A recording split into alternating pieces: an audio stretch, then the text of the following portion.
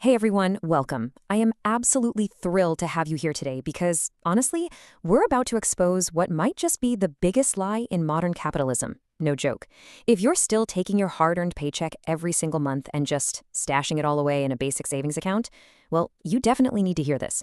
We're going to unpack the underlying kind of paradigm-shifting financial logic of exactly why the poor work so hard to save while the wealthy aggressively borrow to build their empires. Okay, let's dive into this explainer and uncover the secret the financial elite really don't want you to know. To truly understand how the wealthy build capital and escape the rat race, we're going to methodically dismantle some deeply ingrained myths. We'll start with the great savings lie, move on to the invisible thief of wealth, look at good versus bad debt, reveal the tax-free wealth secret, and wrap it all up with a solid wealth-building blueprint. All right, Section 1, the great savings lie. Let's look at the hidden mechanics of modern banking. From a really young age, our parents and teachers constantly drilled into us that making money is hard, that we absolutely must keep it safe in the bank, and that we should never, ever go into debt, right?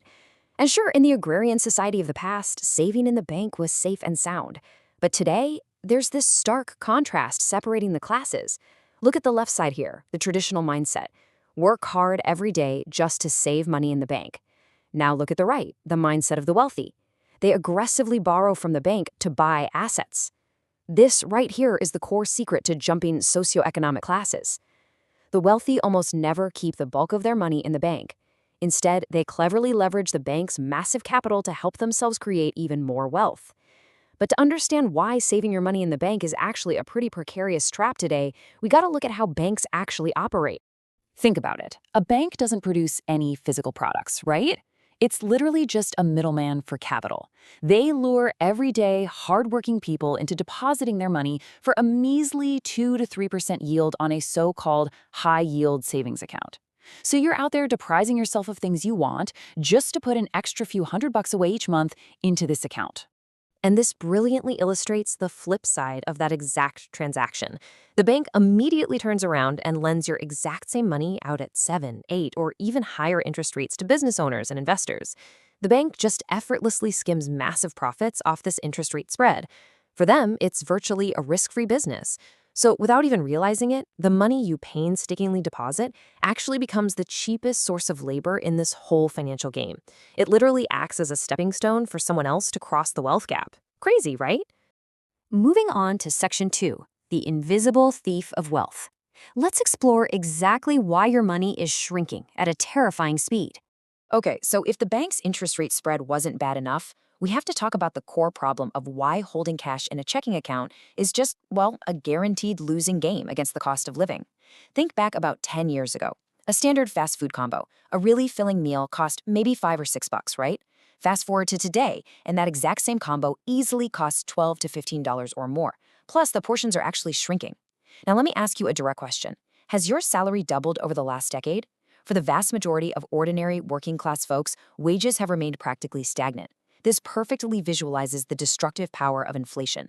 The actual purchasing power of the cash in your hand is shrinking at a terrifying speed. The root cause of all this? Our modern monetary system. Ever since the US dollar decoupled from the gold standard, we've been using what's called fiat currency. Basically, this means the government can use the Federal Reserve to pump freshly printed money into the market whenever there's an economic crisis or, a need for massive infrastructure spending. But here's the catch. This flood of capital causes the nominal prices of hard assets, things like real estate, stocks, and gold, to completely skyrocket, while the paper money itself becomes worth less and less. This monetary dynamic acts as a massive, hidden tax on honest, hardworking citizens who just save their money. Which brings us to a rather shocking conclusion. Holding large amounts of cash is the most foolish thing you can do. It's financial suicide. In an era where the money printers never really stop, this is exactly how the wealthy view uninvested cash. They know the only way to protect themselves from the invisible robbery of inflation is to convert that depreciating cash into high-quality assets as quickly as humanly possible. And since saving up their own money takes way too long, what do? They borrow. Which leads us perfectly into Section 3, good debt versus bad debt, the paradigm split that separates the classes. So the crucial point here is that we really must distinguish between the types of debt. A lot of people hear the word debt and feel instant anxiety. I get it, but there is a paradigm split here that separates the classes. And the wealthy view borrowing as absolute genius. Why? Well, because not all debt is the same. On the left side here, we have bad debt. This is the stuff that drags the middle class down because it constantly takes money out of your pocket. We're talking about 25% interest rate credit cards, massive auto loans for rapidly depreciating luxury cars, or financing designer bags. Borrowing just to satisfy short-term consumer desires is a complete financial trap. But on the right, we have good debt. This is what the wealthy use. Good debt is a high-quality liability that continuously puts money into your pocket. Think of leveraging other people's money to buy income-generating machines, like cash-flowing real estate or high-yield blue-chip investments. Let's demystify this financial leverage with some simple, real-world arithmetic for 2025. Imagine you take out a 30-year fixed mortgage at 6.5%, and you use it to buy a solid commercial property that generates an 8.5% to 9% annual rental yield. Just look at that bottom row. You're clearing a 2 to 2.5% spread. That is pure profit, and you made it using the bank's money. And it gets better. The person paying off that 6.5% mortgage every single month, it isn't you. It's paid by the hardworking tenant. So after 30 years, the loan is totally cleared, and you get a building free and clear having barely used any of your own capital. How amazing is that? And there's an even deeper, more hidden benefit to borrowing. See, inflation doesn't just eat your savings, it also eats your debt. It's true. If you borrow $500,000 today on a 30-year fixed mortgage, nominally, sure, you still owe $500,000 in 3 decades. But because of inflation, that debt might only hold the purchasing power of $200,000 or less in today's terms. The wealthy use this secret, paradigm-shifting concept to let the invisible hand of inflation actually wipe out more than half of what they owe. Honestly, as long as the asset appreciates, this is arguably the most effective form of wealth transfer in the world. Let's jump in to Section 4, the tax-free wealth secret, how the elite legally avoid astronomical income taxes. We're now going to shift what might be the most powerful mechanism in the U.S. tax code.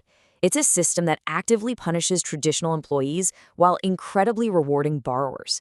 Here's the brutal reality, folks. Your earned W-2 income, the paycheck you worked so hard for, is hit with heavy, punitive taxes before you even see it. But borrowed money is completely tax-free because it's technically a liability you have to pay back. This is exactly why billionaire CEOs take symbolic $1 salaries. It legally avoids astronomical personal income taxes. When they want to buy a yacht or make a huge investment, they just pledge their company stock as collateral, take out massive tax-free lines of credit, and often write off the interest as a tax deduction. You might wonder, why on earth didn't schools teach us this? Well, it's because our education system was largely established during the Industrial Revolution to mass-produce obedient, saving workers to keep society stable and provide cheap capital for banks. The whole system obscures this tax mastery utilized by the wealthy. Finally, Section 5, the Wealth Building Blueprint, a step-by-step guide to safely applying the rich mindset. Now that you see the underlying logic, you really can't unsee it. But I have to give you a severe warning. Borrowing to invest is a double-edged sword. If you just blindly borrow for high-risk investments, like meme stocks or super volatile crypto, a market crash will leave you with crippling debt. To apply this safely, we absolutely must follow a disciplined, sequential, 4-step plan. Let's move to and see how this builds into a long-term financial fortress. Step 1 is stopping the bleeding. Step 2, building a bulletproof FICO score. Step 3, leveraging your W-2 job. And Step 4, investing in inflation-resistant assets. Let's detail the execution of these steps. First, you must eradicate 20% or higher revolving interest credit card balances immediately. Seriously, no investment outpaces that kind of compound interest. Second, do not be a credit ghost, someone who only uses cash. Banks will flat out reject you because you have zero repayment history. Instead, sensibly use 1 or 2 credit cards and pay the statement balance in full every single month to build a flawless credit score. Third, cherish your stable 9-to-5 job. Don't just quit to be an entrepreneur on a whim. That predictable W-2 income is your absolute best weapon for securing a low-interest bank mortgage. And finally, once your foundation is rock solid, boldly invest in prime real estate or stable S&P 500 index funds, where the long-term growth easily exceeds your borrowing costs. You really need that solid day job and immaculate credit before you can go out and deploy other people's money effectively. As we wrap up this explainer, I want to leave you with a final, rather provocative audit of your own financial situation. Ask yourself right now, are your debts mercilessly draining your pockets, or are they tirelessly building your wealth? If you're drowning in bad debt, create a strict plan to eradicate it today. But if you have a clean slate, it is time to tear off those labels of fear. Don't just let your hard-earned money sleep in a bank account waiting to be swallowed whole by inflation. It's time to mobilize your idle capital, send it out into the brutal battlefield of capitalism, and let it conquer territory for you. Wealth building is, at its core, a profound psychology of overcoming fear. I really hope this explainer has given you a fresh awakening and the tools to achieve your ultimate financial freedom. Thanks so much for diving into this with me.